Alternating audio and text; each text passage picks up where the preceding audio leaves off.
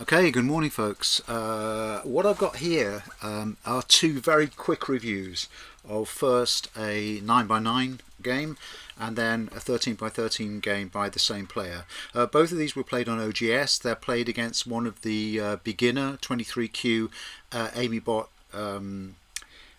AIs, the computer AIs they have on OGS, which are fantastic for beginner players just to get a feel for the game, to try out ideas against a non-human opponent.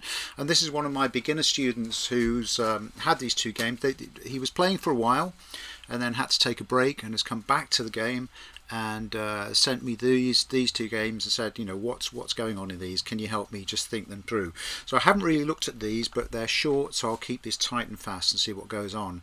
So my student is Maruth. He's a beginner, so somewhere between 30 and 25Q, and the Amybot is 23. So Amybot's black, student's white. Let's see what happens. So straight in the centre of the board, Tengen on a 9 by 9. That's fairly dominant by Amy, and taking the corner is perfect. 3-3 corner on a 9 by 9 board, absolutely spot on. Great answer. Black blocks the side, so black starting to think about the left hand side of the board as territory, which would be a lot bigger than the right hand side. And white wedges. The wedge is not a great move. It's just not a great move because immediately you're going to put yourself into Atari. I would have expected to see on a board like this, maybe something like this, taking another corner and leaving those two black stones floating. The problem with the wedge is immediately you get Atari'd, and so you've got to run away, and so you run away, and then I would expect the Amybot to connect either at F7 right here, or possibly connect here, but most likely connect at F7. Let's see what happens. Yeah, connects at F7. That would be my expectation. So now white is cut into two groups, and we have to remember, when we're thinking around the real basics of Go, once we understand what life and death is on the board, once we've got at least a grasp of what the co-rule is, those are the only two rules you need at the start of Go. But the big strategic principle, more important than anything else right now as a beginner at Go, is keep your own stones connected and keep your opponent's stones separated. And what black has done now has separated white into two groups, and so black has now got the advantage, and this has happened because of the white wedge at E6. So what does white do? White cuts, which is a good move. It's trying to counter separate the black stones from each other, maybe give up on the G7 stone but build something in the center.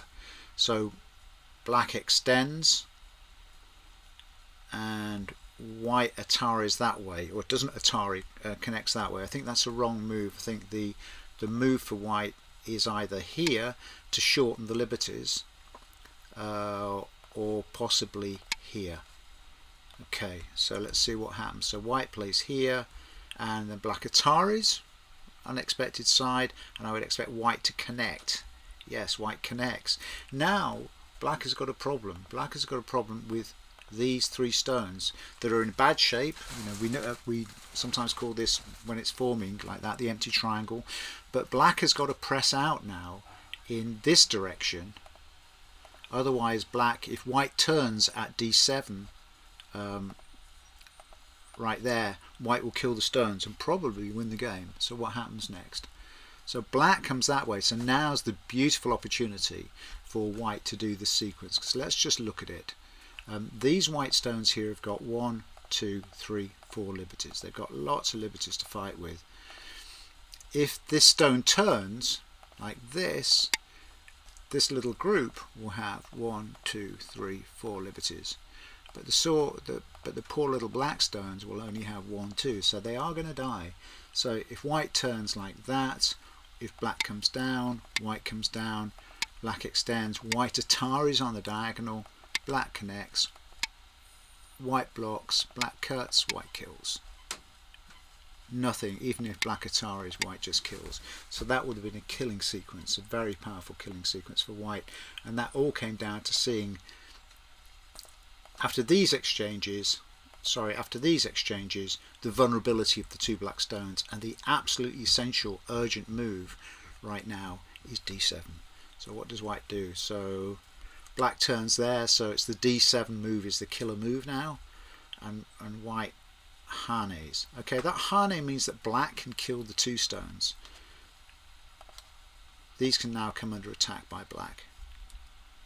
Black Hanes once, so white needs to connect or make a tiger mouth to protect that. It makes a tiger mouth, but actually it's the wrong direction. That's the direction that needs to be played in. Because the move it got played means that black can still Atari this stone. It doesn't help that stone in that way. Okay, so let's just go back to the sequence.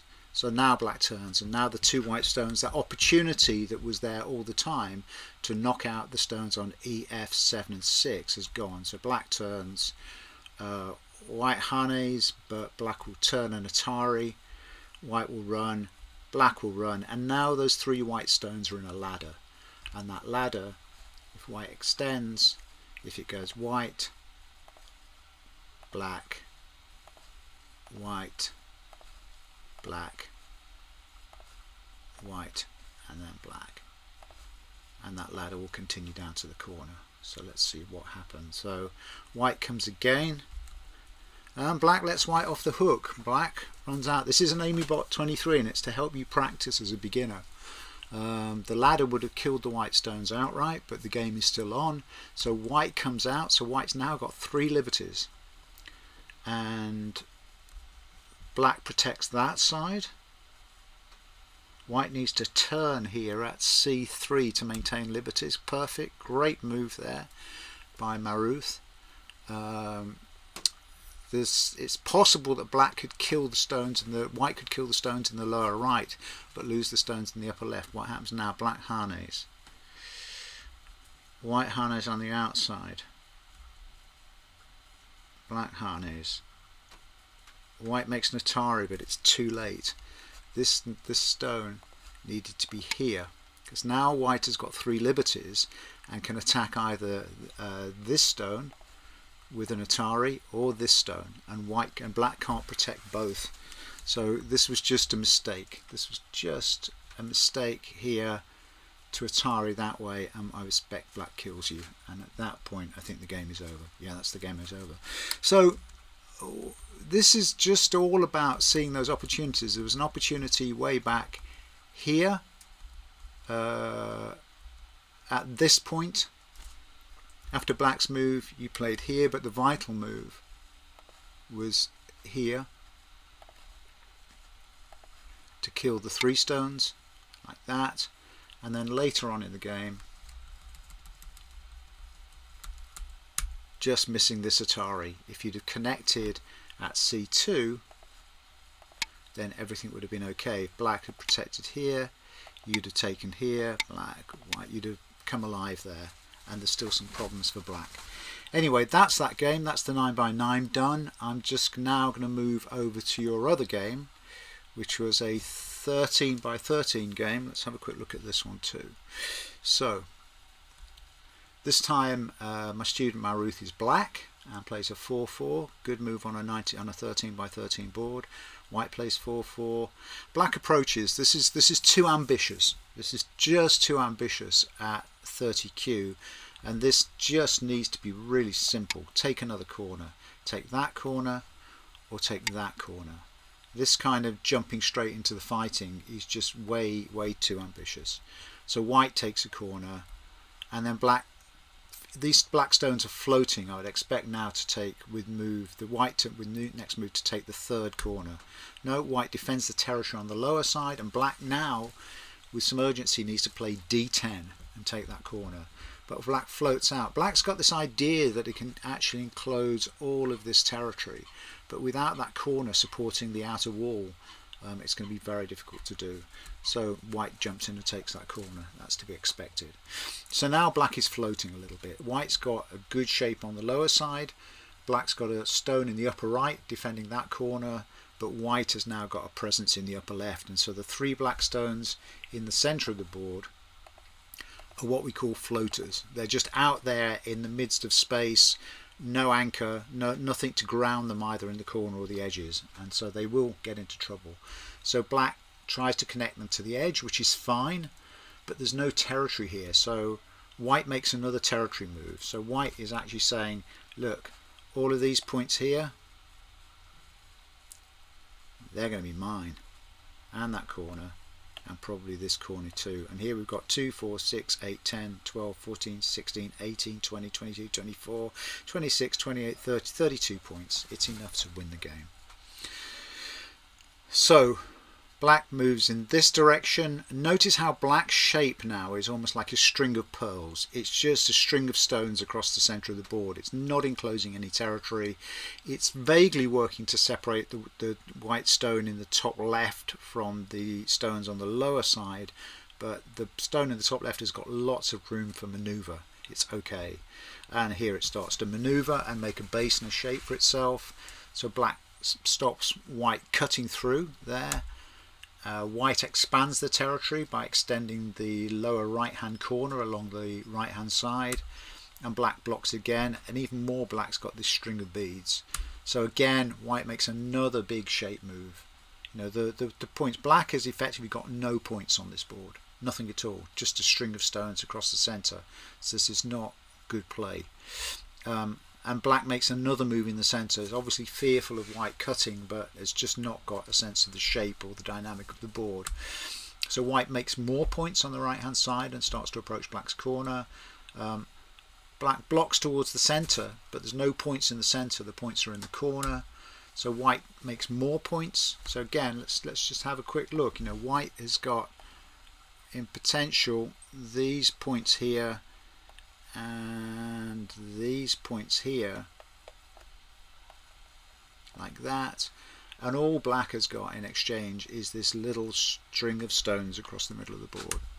So black wedges, white says don't care, black blocks, white makes an empty triangle, very nasty move, but black backs away, white backs away, black pushes, white ataris, black connects, and white cuts. So now white's got all of the top right hand corner because this stone is now dead.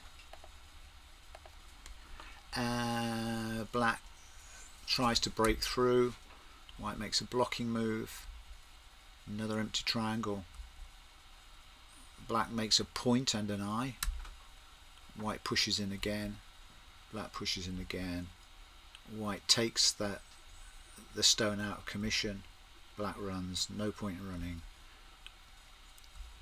Not a great move by white, but there we go. Black's an atari, black takes the stone, white ataris, black connects, white connects. The black stones in the top right hand corner are dead. They've got no space for eyes, they can't do anything there. Black tries to make some shape. I would expect white to wedge in and connect at E8.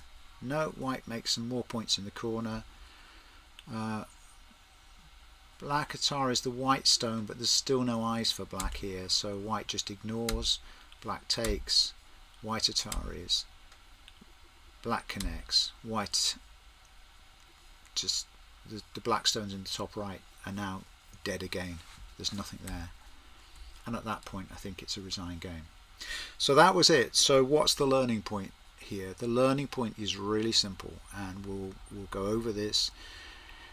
In Go, the corners are golden, the sides are silver, but the belly is straw. There are no points out there in the belly of a Go board. They're all around the edge, and I think on a 9x9 board, the one that we looked at first, I think something like 73-74% of the stone of the points exist around the first two lines, and I think on a 13x13 it's well over 50% of the points exist on these three lines around the edge of the board, and I've got some diagrams to illustrate this that I add to this video.